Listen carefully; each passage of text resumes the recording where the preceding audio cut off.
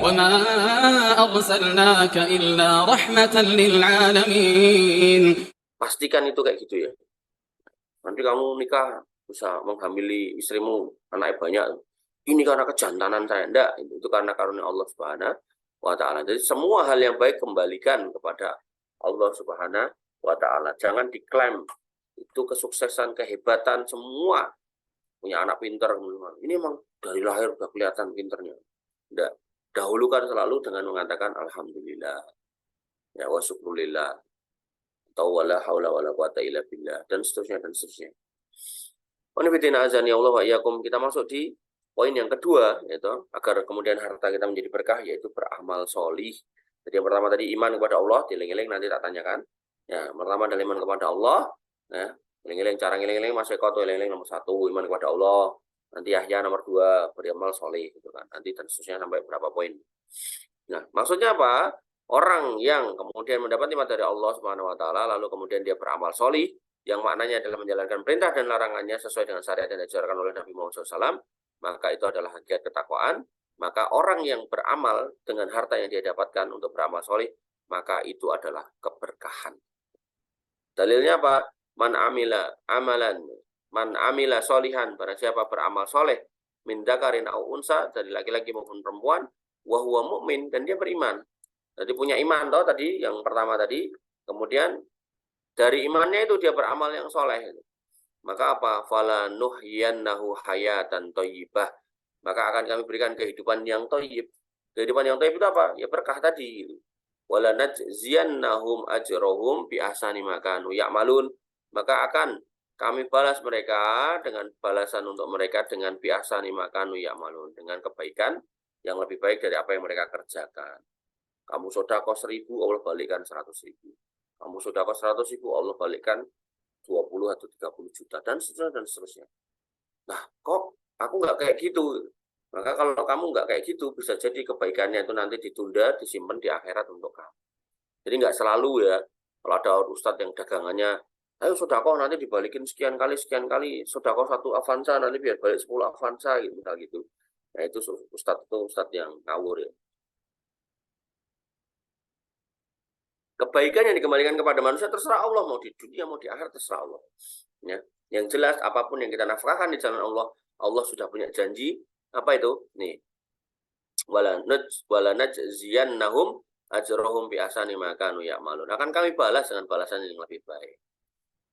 Nah, di antara contoh nyata keberkahan harta yang harta orang yang beramal soleh adalah kisah Nabi Khidir dan Musa bersama dengan 2 orang anak kecil. Pada kisah tersebut, Khidir menegakkan tembok pagar yang hendak roboh dari anak kecil yatim itu guna menjaga warisan yang dimiliki 2 orang anak kecil dan terpendam di bawah pagar tersebut sehingga tidak nampak dan diambil oleh orang lain. Allah Ta'ala berfirman, wa ammal jidaru fakana li ghulamaini yatimaini. Dinding itu adalah punya 2 orang anak kecil yang kemudian mereka yatim dan mereka tinggal di kota itu. Wa kana tahtahu kanzun lahuma wa kana abuhuma sholihan. Dan bahwasannya ya, di bawah tembok tadi itu ada peninggalan untuk mereka berdua, wa kana abuhuma sholihan, dan bahwasanya bapak mereka ini orang soleh. Fa arada rabbuka, Allah Rabbmu menginginkan ayyablugha ashuddahuma, bahwasanya mereka ini nanti sampai di usia dewasanya, wa istakhrija kanzahuma, dan bisa memanfaatkan peninggalan bapaknya tadi, mengeluarkannya nanti pas gede. Kemudian apa? Rahmatan mir rabbik, sebagai rahmat dari Tuhanmu Allah Subhanahu wa Ta'ala. Nah, ulama tafsir menyebutkan bahwa ayah yang dinyatakan dalam ayat ini adalah ayah yang solih, bukanlah ayah langsung kedua anak, melainkan kakek yang ketujuh yang selama hidupnya berprofesi sebagai tukang tenun. Jadi ini yang kita harus pahami, ini kesolehan mbah kita mungkin dapat hikmahnya ke kita. Ya.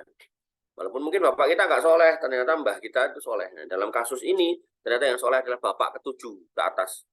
Berarti apa? Bapak, kemudian mbah, kemudian buyut, nah, canggah wareng gitu kan, dek siwur gitu kan, dan seterusnya itu. Ya. Nanti sampai yang ketujuh gitu.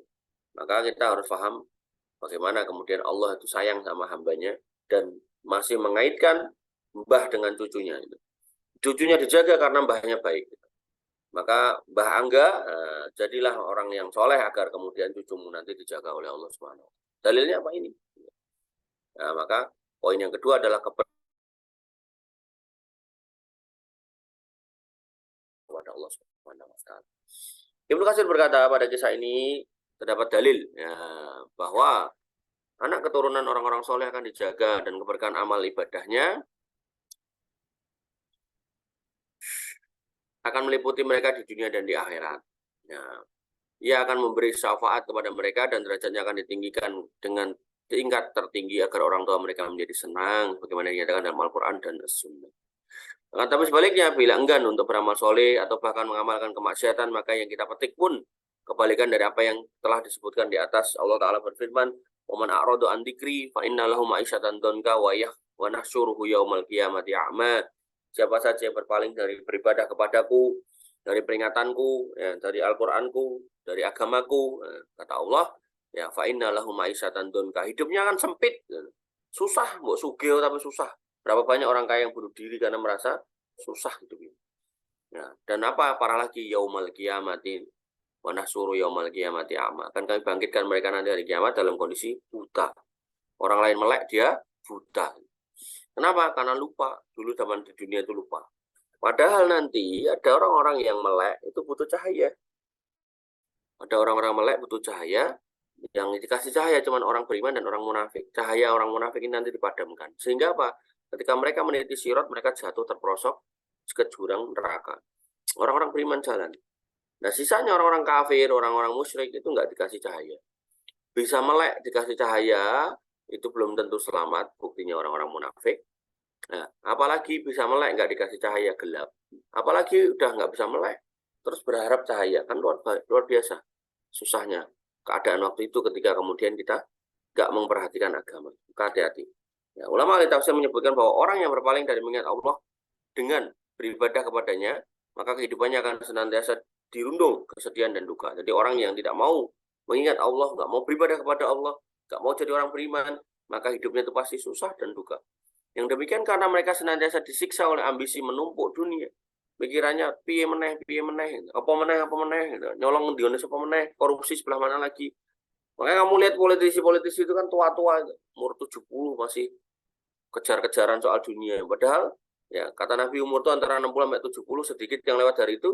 Nah, tiba-tiba nanti jangan-jangan dia langsung mati, dicabut nyawanya di tengah jalan. Kita nggak tahu. Maka sifat kikir senantiasa membakar hatinya dan rasa takut akan kematian senantiasa menghantuinya. Kemudian Rasulullah SAW bersabda, Inna rojul ya, layuhram rizqa bidzambi yusibuhu. Sesungguhnya seorang dapat saja tercegah dari rezekinya akibat dari dosa yang ia kerjakan. Jadi jangan-jangan kita sempit rezeki karena kita banyak dosa. Jangan-jangan kita banyak utang karena kita banyak dosa. Jangan-jangan kita punya masalah karena kita banyak dosa. Wallahu ta'ala. Demikian yang bisa kita sampaikan dan kita diskusikan. Kurang lebih mohon maaf. Assalamualaikum warahmatullahi wabarakatuh. Assalamualaikum warahmatullahi wabarakatuh.